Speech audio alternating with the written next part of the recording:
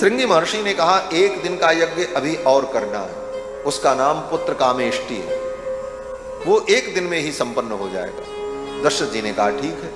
फिर अथर्व वेद के मंत्रों से श्रृंगी महर्षि ने पुत्र कामेष्टि यज्ञ कराया। अथर्व शिरसि प्रोक्तैर मंत्रैः सिद्धाम विधानतः।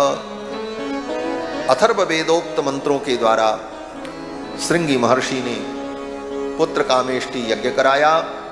और पुत्र कामेष्टि यज्ञ जब चल रहा था तो उस यज्ञ में आहुति लेने के लिए देवता लोग आए। इसके पहले जो अश्वमेध हुआ उसमें भी देवता लोग आए, आहुति ग्रहण किए। लेकिन ये पुत्र कामेष्टि यज्ञ जब हो रहा था तो इस यज्ञ में जब देवता लोग आहुति लेने के लिए आए तो उन देवताओं की आपस में वार्ता होने लगी। इस दृश्य को महर्षि वाल्मीकि ने अपनी दिव्य दृष्टि से देखा और वर्णन कर रहे हैं। क्या वार्ता हुई? बोले ब्रह्मा जी आए, प्रजापति हैं, सबसे पहले तो प्रजापति ही आते हैं। यज्ञ में सबसे पहली आहुति प्रजापति के लिए होती है, वह भी उपांशु होती है। ओम प्रजापतये स्वाहा इदम प्रजापतये नमः। और यज्ञ के अंत में जो अंतिम आहुति होती है वो भी प्रजापति के लिए ही होती है, प्रजापतये स्वाहा, उपांशु होती है। उपांशु का मतलब जोर से नहीं बोला जाता, ये तो हम बताने के लिए आपको बोल रहे हैं। जब आहुति होगी तो मन में ही आचार्य मंत्र पढ़ेंगे ओम, फिर वो प्रजापतये जोर से नहीं बोलना, मन में ही। फिर स्वाहा, इसको कहते हैं उपांश, उपांशु आहुति होती। तो प्रजापति सबसे पहले, प्रजापति ब्रह्मा आ गए। और ब्रह्मा जब आए तो उनके पीछे और भी देवता, अग्नि देवता, वरुण देवता, चंद्रमा, सूर्य, बृहस्पति सब आए।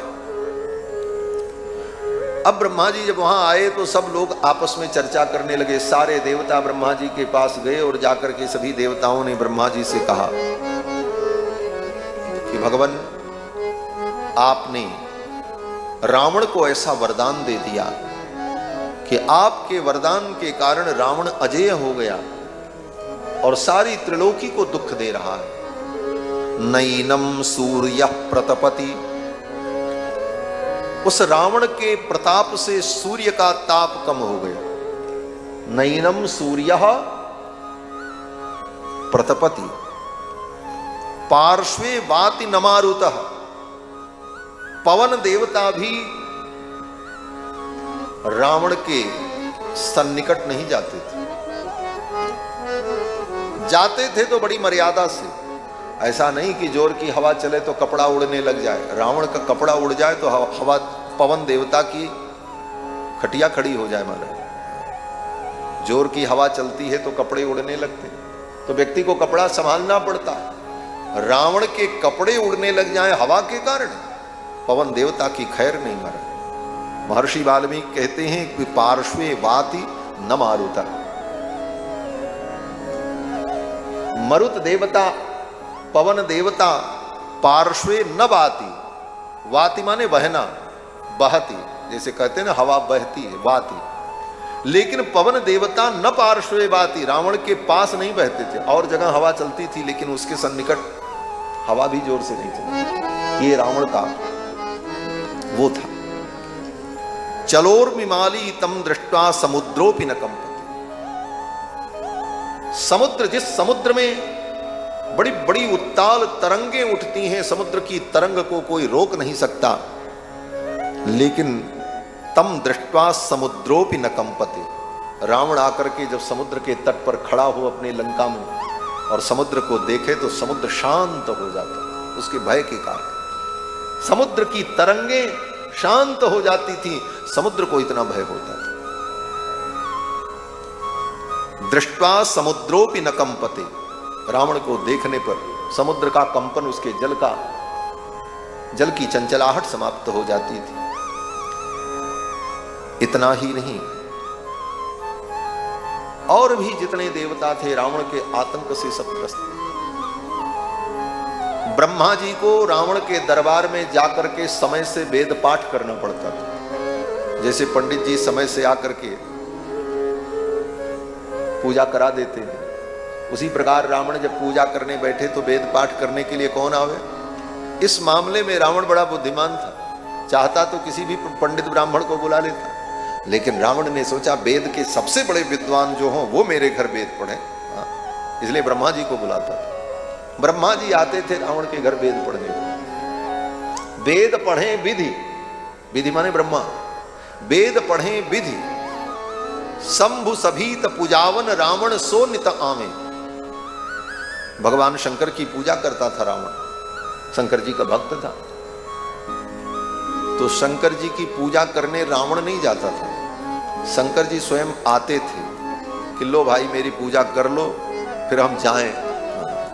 इतना प्रताप था उसका।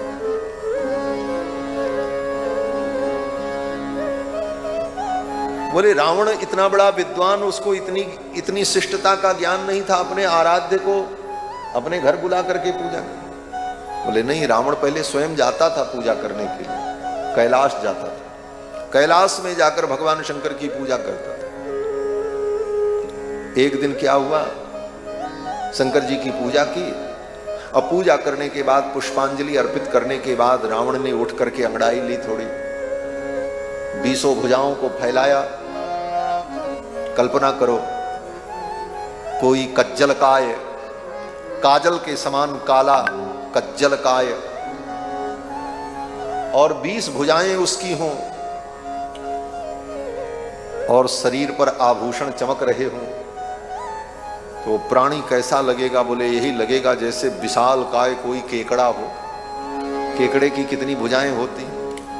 अब वो अपनी भुजाओं को फैलाया रावण ने, और उसको अपने बल का थोड़ा स्मरण हुआ। रावण ने सोचा लाओ इस कैलाश पर्वत को ही उठाते हैं। रोज तो भगवान शिव के चरणों में मैं अपने मस्तक को रखता हूं, आज शिव के चरण जिस कैलाश पर हैं इस कैलाश को ही उठा करके मैं अपने सिर पे रखूं। इस भावना से रावण ने अपनी 20 भुजाओं को लगाया उस कैलाश पर्वत के नीचे और इसे उठाया। उठा तो लिया रावण, लेकिन अब आपके घर को कोई उठा ले तो उठाने वाले की तो वाहवाही होगी कि भाई बड़ा वीर है, लेकिन घर में जो चुपचाप बैठा उसकी क्या दशा होगी? कोई इधर गिरेगा, कोई उधर गिरेगा, कोई सामान उधर गिरेगा, कोई वस्तु उधर टूट जाएगी, भूकंप आ जाए। रावण ने भी 20 भुजाओं को लगा करके कैलाश को जब उठाया तो भूकंप जैसा अनुभव हुआ। भगवती पार्वती ने कहा नाथ ये क्या हो रहा है? भूकंप आ गया। भगवान शंकर ने कहा भूकंप नहीं आ गया, चेला आ गया। बोले चेला आ गया? बोले हाँ, रावण के कारण ऐसा हो रहा है। भगवान शंकर ने तुरंत दबाया उस पर्वत को, और भगवान शंकर ने जब पर्वत को दबाया तो उसकी 20 भुजाओं की जो उंगलियां थी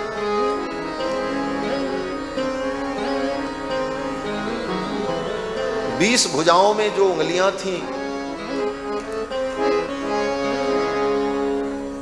वो सब दब गई। सैकड़ों उंगलियां, 20 भुजा थी तो उंगली कितनी रही होगी? बोले 100 तो रही होगी। और महाराज सब पर्वत के नीचे दब गई। अब तो रावण रोने लगा, चिल्लाने लगा, रोता रहा। सैकड़ों वर्ष तक रावण रोया और उसके हाथ दबे थे पर्वत के नीचे, इसीलिए उसका नाम रावण पड़ा। असली नाम तो उसका दशानन है, दशग्रीव, दशानन। ये रावण नाम उसका इसीलिए पड़ा, इतना रोया। रोने के कारण भगवान शंकर ने कहा जाओ तुम्हारा नाम आज से रावण।